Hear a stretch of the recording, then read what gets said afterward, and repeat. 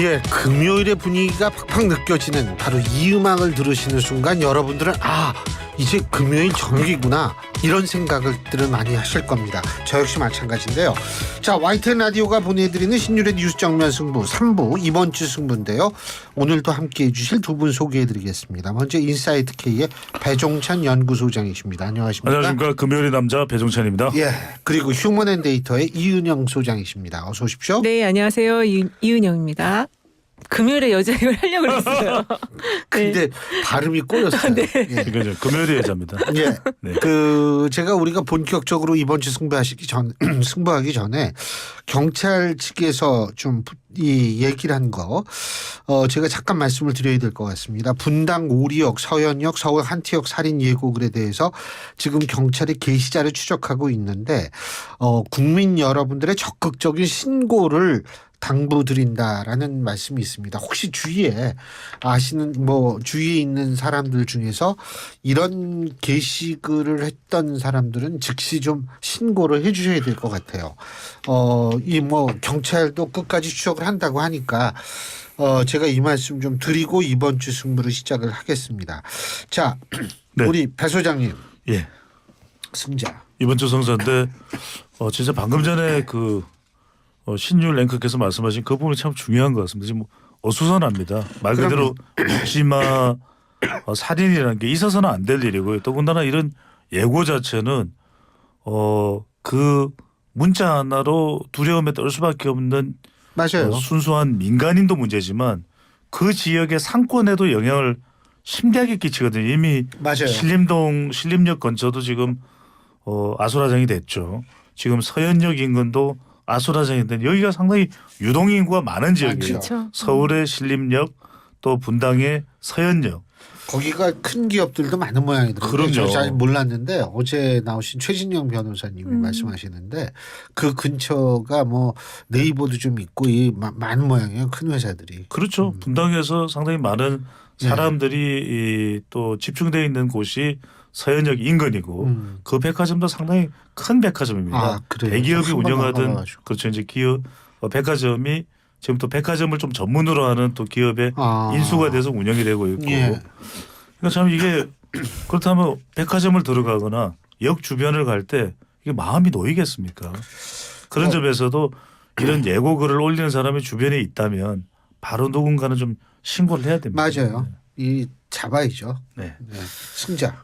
예, 자 잡을 건 잡더라도 이제 이번 주 성자부터 하겠습니다. 네, 이번 주 성자를 장성철 평론가로 했습니다. 예, 네. 이분은 아주 말 한마디 해가지고 요새 굉장히 그러니까 떠요. 이게 장성철 평론가가 온갖 방송에 다 출연을 하고 있지만 지금 이제 그 내용이 이재명 대표 10월 퇴진설, 김두관 의원 대행설 이 이야기를 했거든요. 그래서 당대표 당대표 대행설. 대행이 아니고 뽑는다고 당대표잖아요. 했어요. 네, 전당대회 통해서 근데 뽑는다고. 전당대회가 네. 그 당대표 대행하고 당대표는 다르죠. 다르죠. 네. 네네. 근데 왜 그러냐면 전당대회가 가능할지 여부 그러니까 임기가 8개월인가 6개월 이상은 남아 있어야 전당대회를 할 수 있다. 그러니까 정청래 의원이 얘기한 12월 뭐라 그러더라? 12월 위기설이 아니라 그건 뭐더라? 항상 그 12월에 뭔가 이 변화가 있을 거라고 그래서 그 주의보 12월 주의보를 내린 이유도 네. 8개월 때문에 그래요. 그렇습니다. 그래서 이제 이런저런 당헌 당규상의 내용도 있는데 일단 그런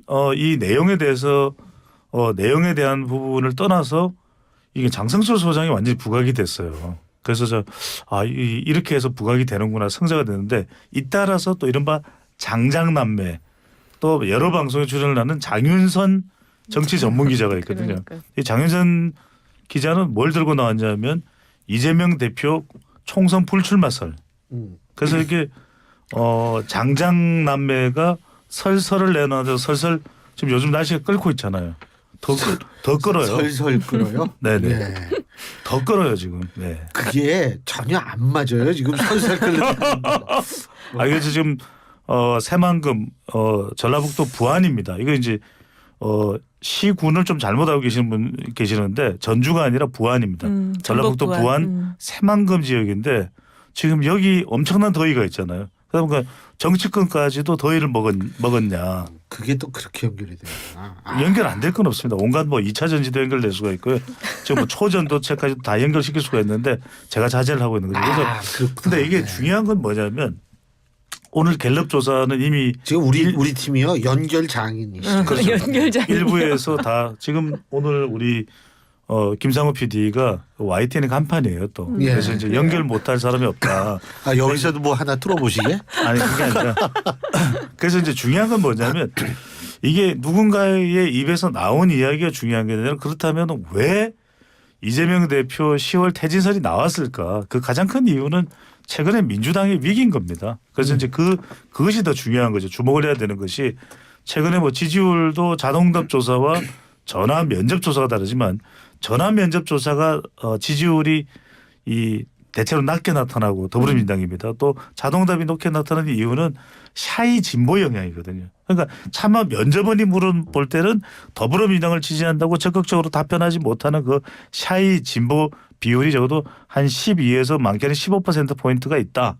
바로 이게 이제 핵심인 거죠. 그렇다면 그런 현상이 어디에서 왔냐면 이재명 대표 중심적으로 지금 벌어지고 있는 대북 송금이나 또 대장동, 백현동, 또 성남 FC, 또 공직선거법 위반 이러한 일련의 이제 리스크가 있고 그 외에 돈봉투 리스크, 코인 리스크 또 더군다나 결정적으로 김은경 혁신위원장 리스크까지 리스크. 그러니까 이게 이제 결정적으로는 퇴진실의 더 실체적인 배경이라고 할 수가 있는 것이죠. 근데 물론 이제 네. 뭐 저것도 봐야죠. 그 응답률도. 근데 응답률도 보긴 봐야 되는데 지금 그 민주당이 최근에 다시 나온 자료들 잘 보시면은 절대로 지금 뭐 위기설에 빠질 정도로 당세가 이렇게 지금 약화되지가 않았어요. 그 몇 개 조사 특히 이제 MBS하고 갤럽이 지난번에 29% 나왔는데 오늘 자료 보시면 다시 다 올라갔잖아요. 그래서 그 격차가 1%포인트로 32대 31 나왔기 때문에 그래서 지금 이번 주에 나온 자료들을 보면은 이제 총선 지형 조사들이 나왔는데 이거는 지금 뭐 국민의힘이 굉장히 지금 불리한 상황이어서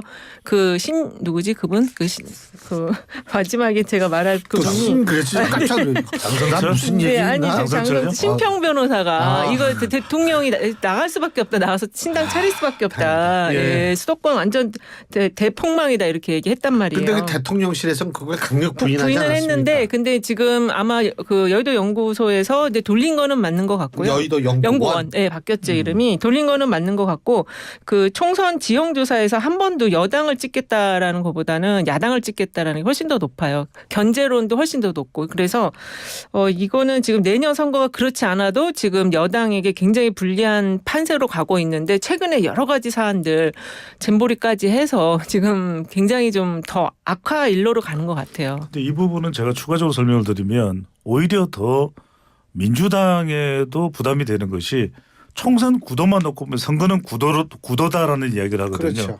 근데 총선 구도만 보면은 정권의 중간 정도의 시점에 치러지는 선거는 평가적 심판적 성격이 강해요. 근데 같은 조사에서 이제 총선 구도가 정권을 평가하겠다, 견제하겠다는 비율이 뭐 한 10여 %포인트 그냥 이제 추세만 말씀드린 겁니다. 대체로 높은데 그 지지율만큼 더불어민주당 지지율이 도달되지 못하고 있는 이게 더 심각한 거죠. 근데 그 인물을 그러니까 잠깐만 제가 네. 말을 분석하는 네네네. 도중이니까요. 그러니까 이제 그런 상황이니까 이게 뭐냐면 실제로는 대통령의 국정 운영에 대해서 부정적인 평가를 하는 사람들이 민주당의 지지율로 흡수가 되고 있지는 않아요. 더군다나 이제 면접원이 하는 조사에서는 이전에는 더불어민주당을 지지했었던 성격이 있는 유권자들이나 응답자 아니 2020년을 생각해 보세요. 지금도 의석수가 170석에 가까운데도 대통령 부정평가 이렇게 높은데도 민주당의 지지율이 전화 면접 조사가 됐다 하더라도 10%포인트 정도 이상 앞서지 못하고 있다. 이게 위기인 것이죠. 아니 그거는 현역 네. 불만 때문에 그런 거예요. 현역에 대한 불만이 지금 교체 지수로 높다. 그 교체 지수는 항상 높아요. 그렇죠. 원래 높았는데 과거에도 다 높았죠. 근데 이제 전체적으로 지금 민주당에 대한 현역들에 대한 불만이 뭐 많이 높으니까 그리고 그게 세물로 교체가 되면은 저는 그거는 이제 플러스 알파 효과를 가져간다고 보거든요. 그래서 흡수를 다 할 거라고 봐요. 그 야당 지지하겠다는 그 50%대 초반대 그 숫자가 많이 흡수될 거다. 아니 근데 저는 이거는 선뜻 공감하기가 쉽지 않은 것이 후보자의 문제가 아니라 이 당에 대한 문제인 거죠. 그러면 이게 뭐냐면 당이 혁신되지 않고는 후보자만 바뀐다고 해서 갈렸다고 해서 그게 안 변할 거예요. 그래서 제가 말씀드린 게 뭐냐면 그런 기회를 만들기 위해서 영입이 된 것이 김은경 혁신위원장인데 오히려 그걸 지금 국민의힘 쪽에서 이야기하는 게 아니에요. 유인태 전 국회 사무총장인 유인태 전 의원은 민주당 사람이잖아요. 근데 민주당에 소속됐었던 분이 어떤 얘기를 하냐면은 뭘 하는지 모르겠다. 사퇴하는 게 낫지 않냐 이런 얘기를 하고 있다는 거죠.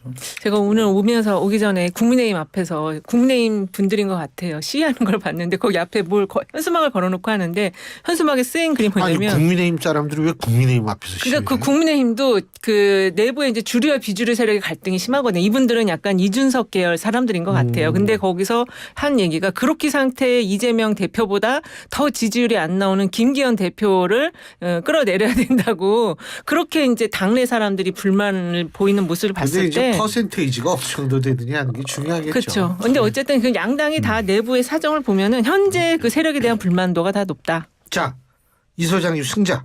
저는 김호일 대한노인회장을 가져왔는데요. 진중이 나왔네. 예, 저 이 김호일 대한노인회장이 이제 그 국민의힘 계열에서 그 국회의원을 3번 했어요. 근데 한 번은 이제 선거 무효가 돼가지고 2번에 이제 배지를 다른 사람인데 그 김은경 혁신위원장이 그래도 사과를 하겠다고 한 3차례인가 찾아간 거잖아요. 3차례 찾아왔다고. 여러 차례 찾아갔어요. 그러니까는 그 민주당의 김은경 위원장 말고 한 번인데 네, 한 번이고 민주당은 도합해서 김은경 위원장까지 해서 4번을 네 찾아간 번. 거죠. 그렇죠. 예. 그러니까 김은경 혁신위원장이 여러 번 갔다가 아니라 김은경 혁신위원장이 한 번 갔죠. 오지 않아서 왜 안 오냐 그 얘기를 했던 거죠. 근데 어쨌든 사과를 하러 갔단 말이에요. 하러 갔는데 난 그 영상을 보고 마치 제가 따귀를 맞는 느낌이었어요. 그 종이에다가 김은경 위원장 프린트된 사진을 갖고서 막 때리는데 이거는 지금 요새 그 묻지마 이런 거하고 좀 비슷한 느낌 받을 정도로 아니 그건 오바시고. 아니에요. 너무 기분 나빴어요. 그러니까 이게 상대가 불쾌감을 느낄 정도의 그런 퍼포먼스였거든요. 그냥 살짝 때리는 걸로 생각을 했어요. 근데 영상을 보신 분들은 불쾌감이 올라오실 거예요. 그래서 이 대한노인회장이라는 자리가 포용하고 융합을 시키고 화합을 시키는 그러한 자리여야 되는데 오히려 지금 이런 식으로 폭력적인 양태를 보이는 것 자체가 저는 좀 맞지 않다. 그런데 왜 성자를 하신 거예요? 근데 하도 이제 이분이 지금 어쨌든 이분한테 혼난 거잖아요. 김은경 혁신위원장이. 그래서 아니, 둘 사이의 관계에서는 승자로 꼽은 거죠. 그래서 저는 이제 승자로 하신 이유가 네. 그러니까 이런 발언을 안 했으면은 김호일 대한노인회장이 나설 일이 없었겠죠. 왜 이 발언을 왜 했냐는 거죠. 그러니까 이 발언을 한 것 자체가 그러니까 만약에 그 사진을 때린 부분이 핵심적이고 본질적인 거라면 유인태 전 사무총장이 혁신위원장이 도대체 뭘 하는지 모르겠다 물러나라는 이야기를 안 하겠죠. 근데 그 발언을 왜 했냐는 거예요. 그래서 이제 그 김은경 혁신위원장이 좀 정치적인 언어의 그 감각이 좀 아직은 미숙하잖아요. 그래서 근데 그 정치적으로 미숙한데 혁신은 어떻게 해요? 근데 그거하고 상관없죠. 상관없어요. 왜냐하면 혁신의 과제라는 거는 좀 명확하게 나와 있는 거고 김은경 혁신위원장의 전문을 보면 좀 그렇지 않지만 노인 펌회라는 그 프레임을 딱 걸어갖고 놓고 보면은 다른 건 다 안 보이는 거예요. 사실 이 김호일 대한노인회장도 폭력 노인이라고 프레임 걸어가지고 하면 이분도 만만치 않게 폭력 노인이 될 수 있는 잠깐만 거거든요. 저는 이거는 이은경 소장님의 이은경? 이은영 소장님의 분석 방식에 대해서 저는 좀 지적을 해야 될 거예요. 왜냐하면 그러니까 어떤 부분을 가지고 우리가 이야기를 했냐는 게 중요한 거지. 지금 김호일 대한노인회장이 신상에 문제가 있고 그 부분에 비판을 받아야 된다가 이 이야기의 이 본질이 아닌 것 같아요. 그러니까 김은경 혁신위원장이 어떤 부분에 문제가 있었고 그 부분이 왜 비판을 받는가가 집중되는 것이고 김호일 대한노인회장이 뭔가 잘못한 게 있다면 그건 나중에 그 문제로 따져야 되겠죠. 저는 그걸 따지는 거예요. 이걸 같이 섞어서 해버리면 아니 이건 굉장히 저는 이게 맥락이 있는 정상적인 건데. 분석이 아닌 것 같아요. 맥락이 있는 그러면은 건데. 예. 그럼 유인태 전 사무총장의 그 발언도 잘못된 거예요? 그분은 그분의 주관적인 발언이니까 저는 그거는 그렇게 중요하게 생각하지 저는 않고. 이렇게 보시면 안 될 것 같아요. 만약에 그거는 저는 국민의힘도 잘못된 게 있으면 국민의힘은 꾸짖어야 되고 민주당도 잘못된 게 있으면 민주당은 꾸짖어야 되지. 뭔가 민주당이 분명히 잘못했는데 그 부분을 다른 사안과 비교를 해서 덮으려고 하거나 아니죠. 물타기를 하는 건 그건 아니죠. 잘못된 방식이에요. 물타기가 아니고 이분도 잘못됐다라는 거죠. 이 대한노인회 회장의 이 액션 퍼포먼스도 굉장히 아주 안 좋은 거예요. 근데 조금 전에 그 얘기를 했잖아요. 네. 그 사람이 과거에 뭐가 있다 그 얘기를 하셨잖아요. 이제 찾아보니까 그 과거에 그 사람이 과거에도 지금 때렸더라고요. 대한노인회장으로서 노인들의 그런 여론을 수렴해서 이 김은경 혁신위원장한테 이야기를 하고 있는 것이지. 근데 그 사람이 뭐 보수 정당에 몸을 담았다 그런 식으로 뭐 그러면 그 사람 이전에 그 사람 아버지는 뭐 친일이었다. 저 이전에 그 사람은 뭐 조선 시대 때 제가 거기까지 뭐였다. 얘기하는 거는 아니고 그런 식인 거예요. 아니 그건 그래서. 아니고 어쨌든 이 퍼포먼스 자체가 너무 폭력적이었고 대한 노인회에 계신 1,000만 노인들이 다 이러한 그 김은경 위원장에 대한 그 뭐 태도를 생각했던 건 아닐 것 같아요. 아니 그래서 개인적으로 너무 이렇게 드리는 말씀이잖아요. 폭력적으로 하는 거는 이건 어그로 끌기 성자로 같은 꼽았으니까 느낌이죠. 성자로 네. 꼽았으니까 제가 네. 이 성자로 꼽았던 핵심은 이 사람이 그러면 김은경 혁신위원장의 사진을 때렸다라고 네. 성자로 꼽은 건 아니실 거 아니에요. 둘의 관계에서 볼 때 이제 그러니까 승자일 둘의 관계로 수밖에 보면은 없다. 네. 왜 대한 노인회를 찾아가야 되는 수모를 겪냔 말이에요. 그런 발언을 해가지고. 저는 그거는 프레임의 영향도 있다고 보는 거죠.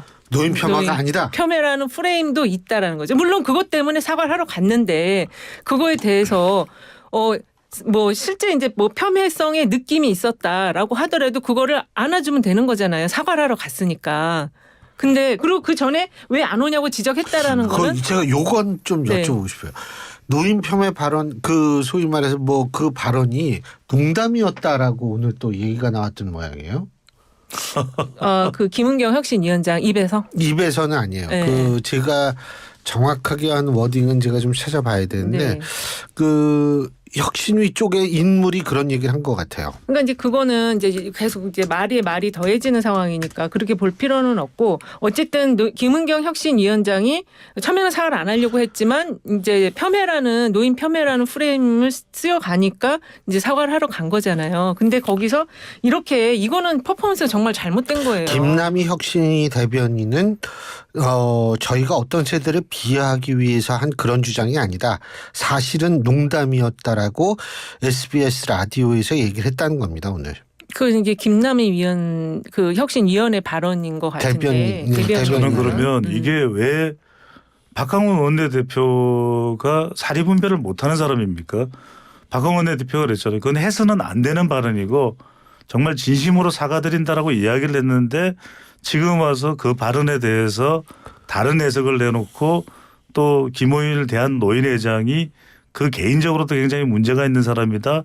그렇게 이 사안을 접근한다면 저는 굉장히 민심을 호도하는 그 거고. 농담 부분은 이거예요. 진행자가 다시 해당 발언이 농담이었냐라고 묻는 질문을 했었는데 네. 김 대변인이 재차 네라고 답했다.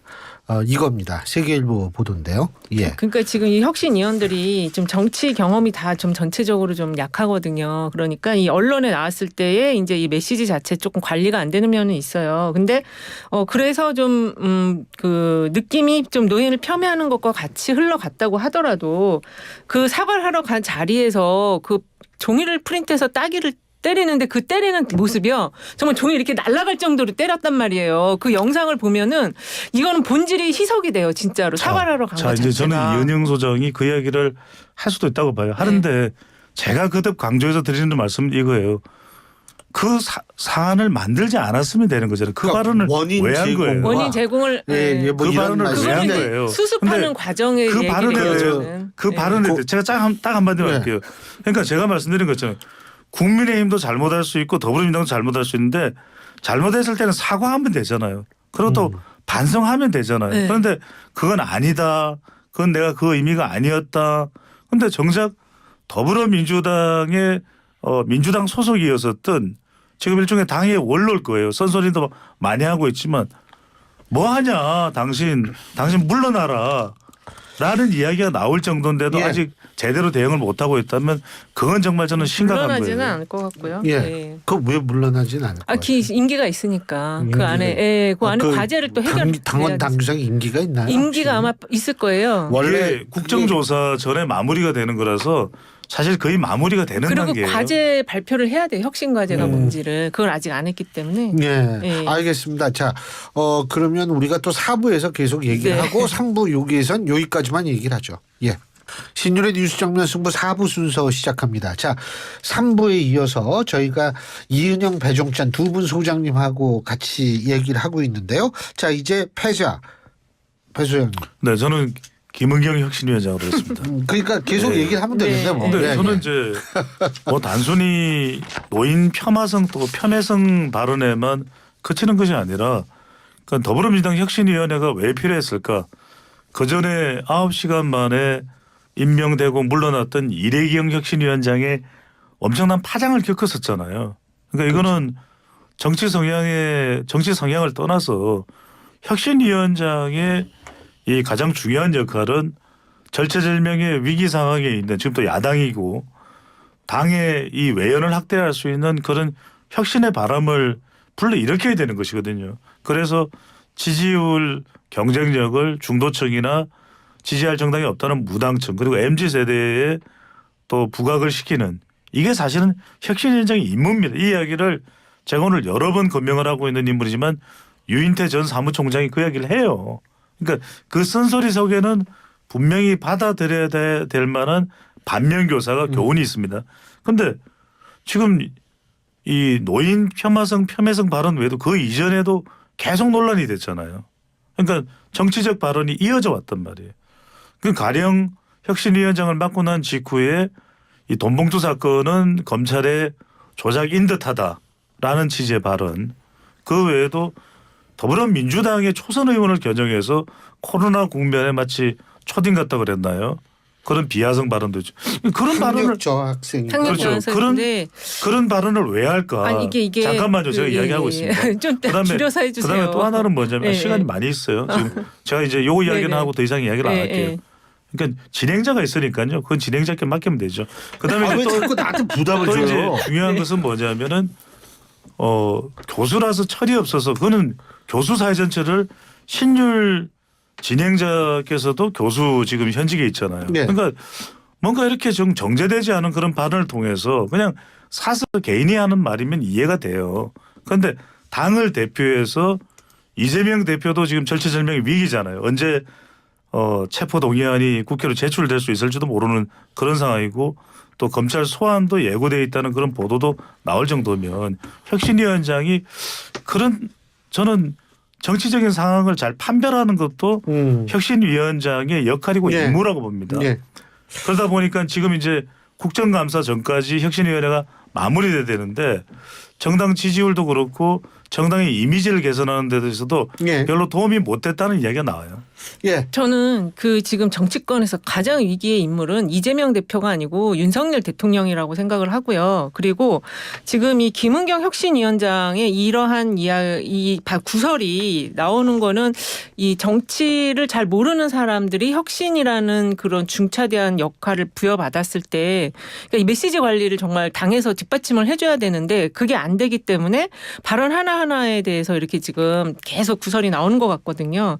그러니까 지금 정치가 그만큼 많이 바뀌어 있다는 얘기예요. 외부 인사를 이렇게 데려다가 이 당에 어떤 개혁 과제를 만드는 것 자체가 만약에 이제 정치를 잘 모르시는 분이라면 아예 이제 언론과의 접촉을 좀 정리를 해가지고 대변인을 놓고서 대변인만 한다든지 이게 이 메시지를 내는 게 언론에 대한 메시지를 내는 게 굉장히 좀 전문성이 필요한 일이거든요. 근데 제가 이 김은경 혁신위원장 그날 이제 발언하시는 영상을 쭉 봤는데 확실히 이제 좀 그게 굉장히 좀 스킬 자체가 발언하는 스킬 자체가 조금 불안해 보이긴 하더라고요. 그래서 당에서 이런 것들을 좀 구설에 오르지 않도록 그 대변인이라든지 아니면 이런 메시지 관리하는 그런 그 당직을 가진 사람을 좀 붙여서 했었어야 근데 된다. 전 궁금한 게 메시지 관리가 안 된다 다 좋습니다. 근데 네. 그러면은 사실은 조용히 혁신하면 안 돼요. 이게 사방에 가서 이 얘기 저 얘기 해야 되는지 전 그것도 좀 의문이더라고요. 그게 바로 그 부분인데 가령 이제 개인적 소외를 이야기하는 시점과 또는 공개적으로 대중에게 더불어민주당의 혁신을 호소하는 자리는 뚜렷하게 구분이 돼야 되거든요. MZ세대를 최근에 만나기도 하고 그러는 와중에 윤석열 정권에서 임기를 마친 것은 치욕스럽다. 윤석열 정권이 아니고요. 정확한 워딩은 윤석열 밑에서.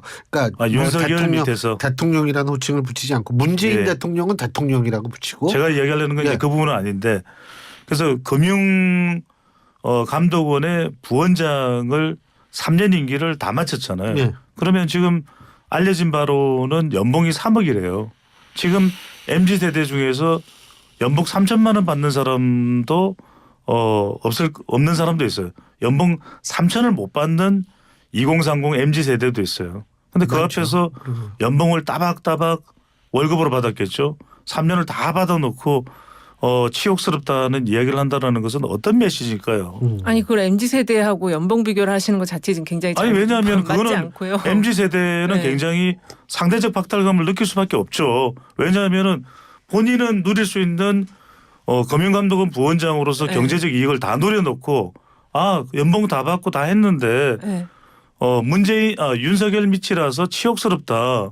그러면은 지금 MZ 2030 세대는 다 기분이 뭐 환상적이라서 그거 MZ가 얘기한 거 직장 생활을 하나요? MZ 세대가 얘기한 거 아니잖아요. 아니. 지금 해석을 하신 거잖아요. 그거는 지금 잘못된 해석 같은데. 무슨 말씀이세요? 아니 MZ 왜? 세대가 그 금융 아니 감독 그렇죠. 제가 지금 부위원장 분석을 됐다고. 하고 있잖아요. 지금 네, 무슨 얘기를 하는 거예요? 그 MZ 세대가 얘기한 건 아니고 금융권 자체는요 다른 어느 직군보다 급여가 굉장히 고연봉을 받고 있습니다. 그 그러니까 사람들 중에서 네 그게 문제면 윤석열 밑에서 자기가 직장 생활을 했다고 나는 치욕스럽다는 이야기를 그거는 그 개인의 공개적으로 어떤 하는 사람이 있어요. 개인의 소회기 때문에 판단을 그렇게 할 수 있고. 아니 이은영 네. 소장한테 제가 이야기를 드리고 싶은 것은 네네.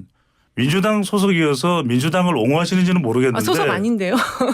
소속이 아니세요? 네. 그러면 뭐 죄송하고요. 그런데 저는 무조건 하고 옹호하시는 것은 결코 지금 데이터를 가지고 분석하는 사람으로서의 자세가 아니에요. 이건 네. 왜냐하면 이런 발언들을 통해서 빅데이터도 어쨌든 간에 김은경 혁신위원장에 대한 비판 여론이 굉장히 지금 김은경 혁신위원장 옹호하시는 거예요? 아니 옹호하는 게 아니고 메시지 관리를 왜 당에서 안 해줬냐 그걸 왜 지적하는 본인은 거죠. 못하죠? 예? 본인은 그러면 아니 정치권이 그만큼 그러면 복잡하다니까요. 이은영 소장은 네. 이은영 소장의 메시지를 다른 사람이 해주나요? 아니 저는 그래도 방송에 일을 많이 하기 때문에 저도 실수할 수 있어요. 저 같은 네. 사람도 짧지만 실수할 수 있는데 이분은 정치권 자체를 잘 모르기 때문에 근데 역대 혁신위원장들이 이런 분들이 많이 올라왔거든요. 그래서 아니, 근데 자꾸만 제도적인 걸 얘기하는 거죠. 자꾸만 근거 없이 감싸려고 하시면 안 돼요. 아니, 감싸는 게 아니고. 아까부터 네, 네. 굉장히 주관적으로 자, 어떤 기준과 잣대 없이 알겠습니다. 감싸는데 자, 네네. 이은영 소장님 패자. 저 패자는요, 그 잼버리 주간부처를 지금 안 꼽을 수가 없습니다. 이게 지금 1일부터 12일까지 잼버리가 지금 진행이 되는데요. 여기가 지금 주간부처는 여가부고요. 그 다음에 행안부, 문체부, 전라북도, 부안군 이 5개 플러스 이제 스카우트 연맹 여기가 이제 그 주관하고 있는 것인데요. 여가부가 핵심 주간부처입니다. 그래서 여기 전체를 다 지금 패자로 꼽았어요. 진짜 아니 이거 잠버리는 전 잘 이해가 안 되더라고요. 비판받아야죠. 네. 이거는 그 아니 학부형 다 여기 자녀분들이 있으신 분들인데. 네네 일부 국가 청소년들은 지금 나갔어요. 다 철수했어요. 철수한 거는 아니고요. 네. 그거는 아닌데. 아니죠. 제발 좀 네. 정확하게 팩트 좀 그건 확인하세요. 아니고 아니 좀 들어오기 이 전에 미국하고 영국 미국 철수한 거 아닙니다. 아, 네. 그 단지 뭐냐면 참가한 학생들을 네. 미군 기지에서 이 밥 먹이고 네. 거기서 이제 하루 재우고 평택에 있는 이렇게 했다는 거고 캠프 뿌리로 영국은 이동을 외교관이 이제 그쪽으로 간 거예요. 그 음. 사만금에. 그래서 이 그러니까 사만금에 가서 한 4,500명 정도가 된다고 그러죠. 영국이 가장 많은 정도 많죠. 수준이에요. 그래가지고 그 학생들한테 혹시 더 무슨 병 같은 거 생겨서 관리를 한다는 거지 철수는 아닙니다. 그러면 그런 상황이면 철수하게 되지 않을까요? 글쎄요, 뭐 지금 그 이 저는 상황이? 개인적으로 철수 여부는 제가 판단할 수 있는 건 아니지만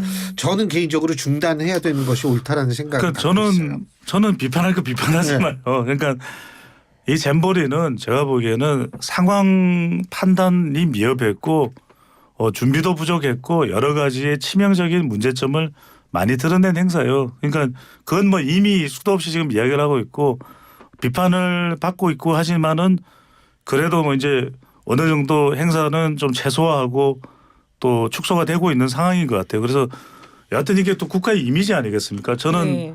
이미지 다 많이 이미지가 했죠. 아니고 네, 이거는 국가 이미지가 지금 네, 네. 크게 또 손상되고 있는 상황이기 지금 때문에 여기 대통령이 참여하셨잖아요. 그러니까 이 행사가 지금 그때 개영식 할 때부터 문제가 제기되고 있었기 때문에 그것도 참 안 짚을 수가 없어요. 그래서 저는 이거 지금 그 장소에서는 더 이상 하기 좀 어렵다고 보거든요. 그 이 더운 날씨가 이번 주 내내 지금 오늘도 37도였거든요. 66도인가 7도인가 그랬는데 그래서 이거는 좀 중단이 돼야 되지 않을까. 아니면 분산 조치를 하던가. 근데 그 흥미로운 현상이 민노총 전북지부에서는 이게 문재인 정권 민주당 여기에 책임이다 그랬는데 흥미로운 건 여당하고 정부에서 뭐냐면 어쨌든 지금 우리가 주관하고 있기 때문에 이거 자꾸 그게 옛날에 책임 돌리면 안 된다. 그렇죠. 저는 그거는 굉장히 인상 깊게 봤는데 문제는 지금 벌어지는 일들은 좀 답답해요.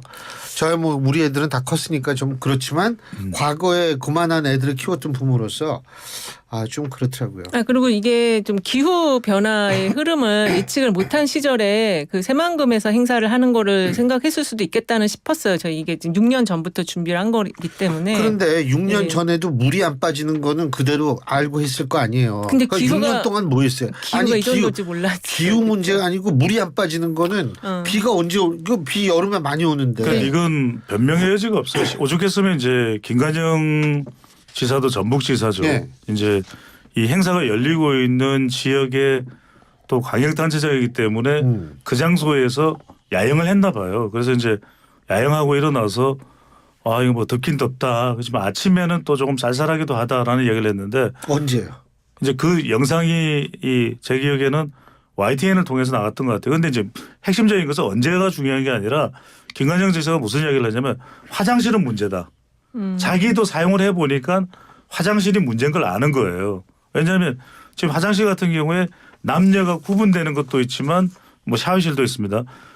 이게 남녀 공용 있는 그것도 굉장히 지적이 되고 있는 부분이거든요. 그러니까 정작 광역단체장이 현장에 가보니까 문제가 발견이 돼요. 그러면 진작에 이런 행사를 하기 전에는 이게 지금 거의 1,000억 이상의 예산이 지금 투입이 되고 있는 거잖아요. 현직 장관이 2명이 지금 또 공동위원장에 임명이 돼서 행사를 지금 관리하고 있는 거라면 진작에 좀 시뮬레이션을 했어야죠. 예행 연습을 해서 어떤 문제가 있는지 그 문제를 빨리 좀 보완할 수 있는 건 뭔지 조치가 미리 취해졌었어야 되는 거죠. 이거 저는 빨리 대통령이 지금 휴가를 가시면 휴가만 가셔야 되는데 여기도 가시고 저 해군 그쪽도 가셨잖아요. 진해인가 거기도. 그래서 지금 휴가를 가겠다고 하신 거는 개각이라든지 향후 이제 하반기 국정 운영에 대한 좀 집중을 해서 그걸 좀 마련해 갖고 오시라는 의미였는데 이렇게 다니시면서 이 행사 사실 그 대통령 오셔서 더 이게 조금 그 아이들이 막 좀 무리를 했다라는 이야기도 있어요. 그 행사 장소까지 뭐 걸어가는데도 뭐 30분이 걸렸고 그런 그거는 이야기들이 대통령이 있거든요. 오기 때문이 아니고 개영식 때문에 저런 거죠. 근데 대통령이 오시다 보니까 더 그런 게 좀 강화됐었던 것 같아요. 취재라든지 접근하는 이런 것들이. 방식이 저는 대통령이 좀 더 뭐 역할을 내서 잘 될 수 있는 게 있으면 좋겠죠. 그런데 이거는 대통령의 근본적인 문제로 보기 힘들어요. 그 전에 그러니까 어떤 분석을 할 때 이거 뭐 대통령에 대해서 상당히 불만도 있고 대통령이 싫기도 하고 그래서 이것도 대통령의 문제다 이렇게 이제 기결해서 분석을 하는지는 모르겠는데 이건 대통령의 전적이고 근본적인 문제라기보다는 행사를 아예 처음에 준비하고 기획하는 단계부터 좀 충분하지가 못했어요. 그 부분을 네. 따져 묻고 보완하는 것이 저는 더 적절하고 합리적인 대책인 것 같습니다. 참고로 제가 오늘 뉴스인에 나온 데서도 말씀을 드렸는데 귀국한 사람은 딱 2사람이에요. 그 인솔자하고 거기 참가한 학생 하나인데 그 이유는 뭐냐면 개인적 사유 때문에 귀국했다는 겁니다. 그 이후에는 지금 우리가 뉴스인에 나온 데서 말씀을 드렸는데 아직 귀국한 근데 지금 국가나 학생은 없어요. 부모들이 오라고 하지 않겠어요? 아니 뭐 글쎄 그거 우리가 이제 참고로 두고 이제 봐야 되는 거고. 우리가 이제 상당히 준비가 안 돼 있고 예. 잼버리장의 여러 예. 가지 폭염 때문에 온열 질환자가 있다는 건 짧게 말씀드릴게요. 그런데 실제로 이전에 있었던 외국의 일본의 잼버리에서도 야영을 하는 거기 때문에 상당히 힘든 경우들이 많이 있긴 했어요. 예. 그래서 이걸 뭐 우리나라만 유독 심각하다 이런 차원 접근을 떠나서 왜 충분히 준비를 못했느냐 맞아요. 그 부분을 이제 따져 묻는 것이 더 중요한 거겠죠. 자, 이 소장님 승부처. 저는 그 심평 변호사가 지금 대통령이 도저히 국힘당은 안 되겠다, 신당 창당까지 생각한다 이렇게 말을 했다고 했는데 그 근거로 이제 뭐 여론조사 결과를 얘기를 했고요. 그리고 대통령실에서는 더 이상 이제 이런 심평 변호사하고는 대통령 되면서 한 번도 만난 적이 없기 때문에 그런 말 하지 말라고 했어요. 근데 이 여당 내에서는 이거 자체가 하나의 큰 지금 어떤 회오리바람을 지금 만들고 있다. 당장 이준석 그 전 대표도 오늘 여러 방송에서 나와서 얘기하기를 지금 이런 상황이면 그 100석 국민의힘이 다음 총선에서 100석 얻을 가능성이 높다 예측을 그렇게 했거든요. 민주당은 180석 이렇게 예측을 했는데 중요한 거는 수도권. 이준석 대표가 또 민주당 180석 국민의힘 100석. 100석이라고 이렇게 예상을 했어요. 근데 그 근거가 뭐냐면 수도권에서 전멸한다라는 20석은 거. 어디 갔나? 20석은 이제 그 소수 정당들 있잖아요. 예. 그래서 그 수도권에서의 그 여론조사 결과가 굉장히 참혹하다 이렇게 얘기를 했고 실제 그 지금 구도 자체는 여당에게 굉장히 불리한 구도로 되어 있습니다. 여기서도 벌써 여당을 지지할 거냐 야당을 지지할 거냐에 있어서도 거의 뭐 10% 이상 10%포인트 이상의 격차가 지금 나온 상황이 계속 오래 지속되고 있기 때문에 예. 그래서 이 미심평 변호사의 이 신당 창달, 대통령 신당 창달설에 대해서 이게 장내에서 빨리 이거를 좀 저기 수그러들게 하지 않으면 상당히 여당 내부에서는 승부처가 될 수 있다. 배 소장님. 저는 승부처는 불체포 특권으로 했습니다. 이건 뭐 특히 이제 민주당이 지금으로선 더 해당이 되겠죠. 무소속이긴 하지만 무소속으로 탈당하기 전까지는 이제 더불어민주당이고 더불어민주당의 전당대회와 관련이 있는 윤관석, 이승만 두 의원에 대한 지금 구속영장 실질심사가 오늘 진행되죠. 오늘이죠. 네. 저는 이 결과가 상당히 중요할 것 같아요. 네. 왜냐하면 앞으로 있을 민주당의 이 사법 리스크의 거의 시작이 될 수도 있다. 어떤 결과가 나오냐에 따라서 그래서 이재명 대표 관련해서 뭐 한 평론가의 뭐 퇴진설도 나오고 이렇게 했었는데 일단은 이 퇴진설을 떠나서 8월이나 9월 중에 이 구속영장이 회기 중에 이재명 대표에게 청구될 수도 있다. 백현동이나 그리고 이 대북송금 관련해서 또 병합이 돼서 서울중앙지검으로부터 구속영장이 청구될 수 있다.